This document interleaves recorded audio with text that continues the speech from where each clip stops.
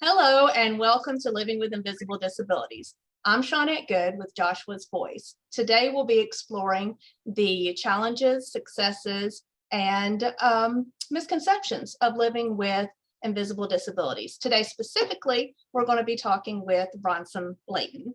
Bronson, thank you for being with us today. Thank you for having me. I feel really honored to be here. Well, we are certainly glad to have you here. And Bronson's going to be sharing with us about what it's like to live with autism. However, there is so much more going on with Bronson and his life than autism. So first, we're just going to have a little session of getting to know Bronson. You ready to go, Bronson? I am completely ready. All right. Okay, so what is one food that you will absolutely not eat? I really don't like tomatoes, like whole tomatoes. I'll eat stuff with tomatoes in it, like soup, ketchup, that sort of thing, but tomatoes by themselves, absolutely cannot eat them. Okay, totally different. If you could spend 1 hour with anyone, past or present, who would it be? Um, I would always like to spend time with my family because, you know, they're the ones who have known me my whole life, and they're the ones who understand me the best. And even though we have some disagreements here and there, they are always there for me, and I'm always there for them. We balance each other out in terms of, I guess you could say loyalty, and I don't know, I just love my family too much, and I I would spend all the time in the world with them.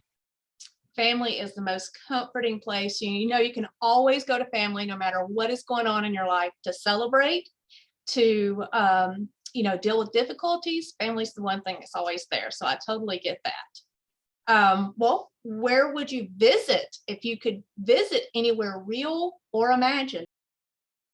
I've always wanted to visit California, like the entire state, see Los Angeles, San Francisco, Sacramento, everything over there. It's always been such a fascinating state for me because um, I've heard things from like the dry air to the culture. I want to see everything over there. The Pacific Coast.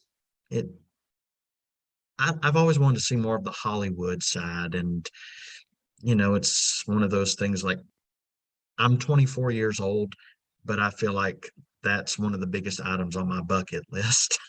Okay, switching gears a little bit. I know you are a recent graduate of master's program. That is very exciting. We'll talk a little bit more about that in a bit. But what was your favorite class, either high school or college, and why? One of my top favorites was the art of the film. I took a film class and I wrote papers about cinematography and everything. And ironically, I was an English major, but even before I went into college, I've always been a movie guy, and writing about movies, kind of like a professional review of them, it felt kind of fun. So I'm going to say that was one of my top favorites. Now the California connection makes a little more sense. Well, I think that gives us a little taste of what Bronson is like. So we'll get right into the part of the interview that's more about what your life has been like living with autism. So just for people that have really no clue, can you give us, in your own words, a little definition of autism? From my point of view, autism is a neurological condition in which a person looks at the world in a unique way compared to where most people that we call the norm couldn't see. Like we see the world in which most people couldn't see. So do you sometimes see that as a superpower? For full disclosure, there have been some people I've talked to who might not like to hear autism as superpowers, but from my end, I see those abilities as, these superpowers as exceptional senses, because they give us the strength to remain comfortable within ourselves. Like our minds, we see our minds as our own sanctuary against an overwhelming world. And whenever we come across something overwhelming, we can always take shelter here.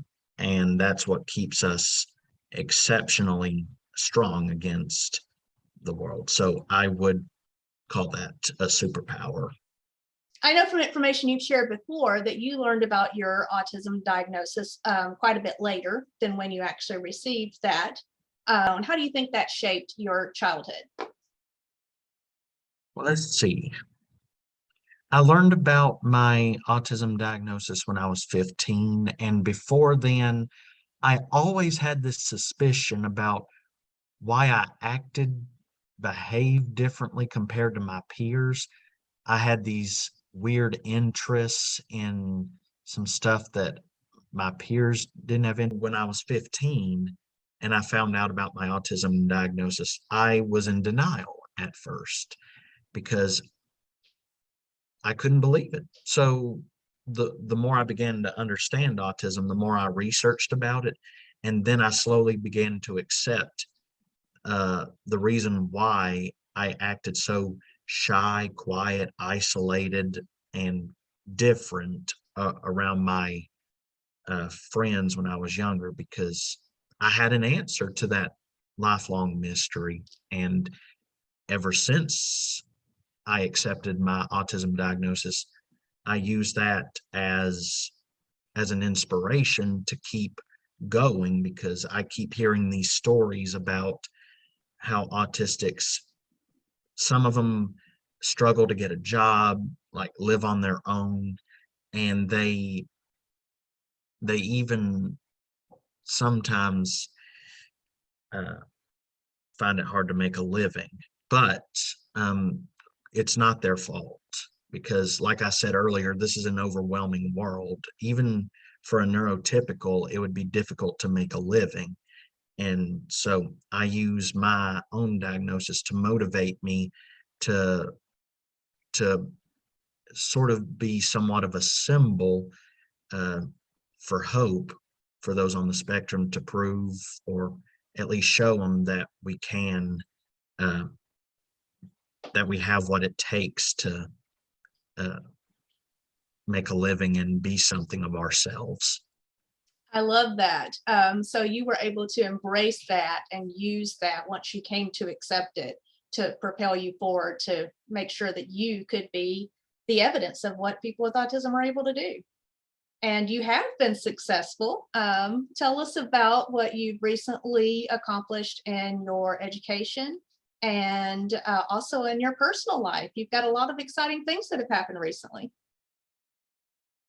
About 2 months ago, I graduated with my master's degree from Jacksonville State University, and I was an English major, and uh, I moved to South Carolina after my graduation uh, to look for a job as an English professor.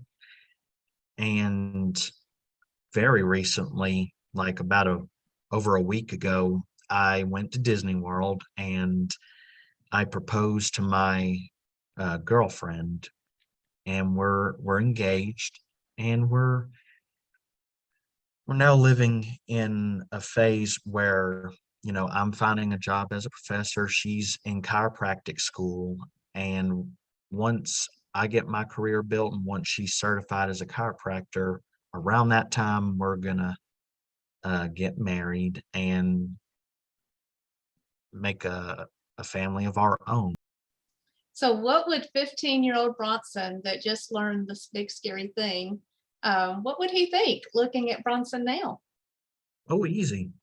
A 15-year-old Bronson would be like, "Are you out of your mind?" But uh, at 15 years old, he comfortable in high school, not moving out of the state, not proposed to the girl of his dreams. he probably would think back then that none of this would have been possible. What were some of the challenges that you experienced, Bronson, in college? Ooh, I can think back on that like it was yesterday, literally. Well, the most challenging thing was in 2016 when I started college. That was when I experienced the worst culture shock of my life. I grew up in a small town and went to school there. Hardly knew about life outside of pretty much our county. And so when I started college, yeah, I jumped from a small town high school to a full scale university. And so when I started, I thought, okay, this is gonna creep me out. And because I didn't know who to talk to, I didn't know where to go, what to do, or what to think, other than don't panic, don't panic, don't panic. And it took me months to readjust because the Jacksonville State is a multicultural university full of diversity and inclusion, and I was open to this wide variety of cultures and ideologies, and I had to take it all in at once. At the same time, I had to adjust personally to navigating my classes, trying to make good grades, find a peer group, and even join the Marching Southerners, and that was rigorous in itself. Ooh, that was tough. So the challenge was my sensory overload for the first time in my life reached like a steroid level. It because I was all alone when it started. I spent the first month of college trying to memorize uh, these buildings, where to go for like disability support services, and trying to find all my classrooms, and even handling financial aid online. That was a tough one. So I think I speak for all of our viewers out there when I say I went through a very bad case of adulting. Adulting is hard for anyone, but when you do have something extra going on and that involves the sensory experience, I can imagine that was very difficult. Did you find a lot of support with disability services? Was it easy to reach out for support? And is that something you had to do for yourself prior to that? Thankfully, I found a support group from DSS. I can tell you that the group I was in, it was very comforting the first meeting I went to, because when I introduced myself to everyone, they welcomed me like a long lost relative. And I felt like in place for the first time in that scary readjustment phase. They gave me a lot of insight into understanding neurodiversity, believe it or not, because while I was still understanding autism myself at the time, they gave me their viewpoints, and they served like my peers in that group. They served as an early inspiration for me to start my own YouTube channel and my autism advocacy. That is awesome. I hope that your experience will encourage others to reach out for those support services that may be around them. The other thing that was going on at the same time is that you were still continuing your relationship with your now fiance, and navigating that and communication issues that often come along with autism. How was that difficulty as you built this grown-up relationship? Were there any difficulties in that area? Yeah, that's another thing. You want to talk about crazy life readjustment? The college thing was just that was half of the readjustment phase. When I started college, I was literally starting my relationship with my fiance. She, believe it or not, she was the first girlfriend I ever had, and only. And she's the only girl I've ever dated. And I didn't know how to be romantic. I I recently posted on Facebook about what happened on our second date, and if if you check this out after the interview, you're going to get a kick out of it. But when I was taking my then girlfriend out on dates, I I didn't know who I was becoming. I felt like this entirely different person. Like in high school, the only love I ever found was enjoying desserts. But this was a girl who actually wanted to go out with me, and I'm thinking, okay, I I may have to get out of my comfort zone, and I did, and it was not easy. I We went on a few dates, and I'm thinking to myself, I think you got this sealed in. Like you may have been awkward around her at first, but I think she's come to like you. And then I found out personally, she told me that she did, like 2 weeks after our first date. That's what she told me, even though I made her laugh a lot accidentally. I I I really came out of my shell because autism was the last thing on my mind when I was adjusting to all of these things. I, as a matter of fact, before we made it official, I had a conversation with her, and I, for the first time, revealed to her that I am on the autism spectrum. And I was afraid that would scare her away. As it turned out, she told me it took a lot of courage to admit that to her, and it didn't change a thing about how she felt about me. And that was the beginning of a long, happy, somewhat goofy relationship.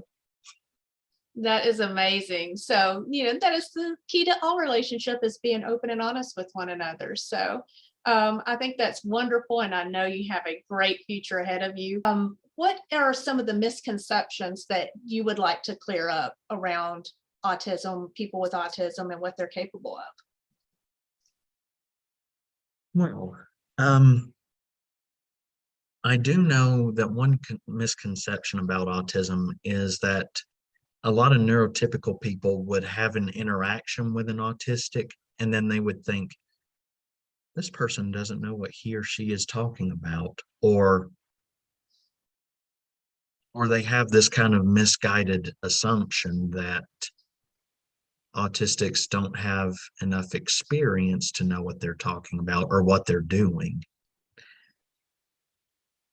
There are a lot of neurotypicals out there who need to put themselves in autistic shoes, because I'm sure they have also had someone in their life told them that they don't know what they're talking about, yet they know themselves that they've accomplished such a thing, if that makes sense. Absolutely. Removing assumptions is one of the big things that we focus on at Joshua's Voice. And I think we should all do that with each other, regardless of what we may have going on in our lives. Remove those assumptions and just get to know each other. We may find out some pretty great things about each other. So I have really enjoyed this, and I know that you have embraced that you are living with autism, and that is just one part of who you are, and you're very open in sharing that, just like you are today. So where can people, if they want to follow your journey and what you have going on, where can they do that? Okay. Well, if any of our viewers out there want to follow my YouTube channel, I still run it. It's called Bronze Over Brains, and the bronze is Brons. It's wordplay on part of my name, Bronson. I am planning on uploading more content for my advocacy because I will always be an autistic advocate, because no matter what life throws at me, that will always be um, my main cause. So yeah, Bronze Over Brains on YouTube. If you want to follow my personal stories, which I post a lot on Facebook, you can find me Bronson Layton, Layton. I also have an Instagram account. It's also called Bronze Over Brains, but between the words there are underscores. So a All right. lot of you understand social media like that. So bronze underscore over underscore brains. All It right. did that. You got it. Okay. So to learn more about what we're doing at Joshua's Voice, you can find us at joshuasvoice.org, on Facebook as Joshua's Voice, and Instagram as Voice of Compassion. Thank you so much for sharing here today, Bronson. I know it's going to be of great interest to many people and help a lot of others on their journey. Thank you so much for having me here. And again, it's been an honor talking to you, and I'm sure Joshua would be proud. Thank you. And thank you everyone for viewing.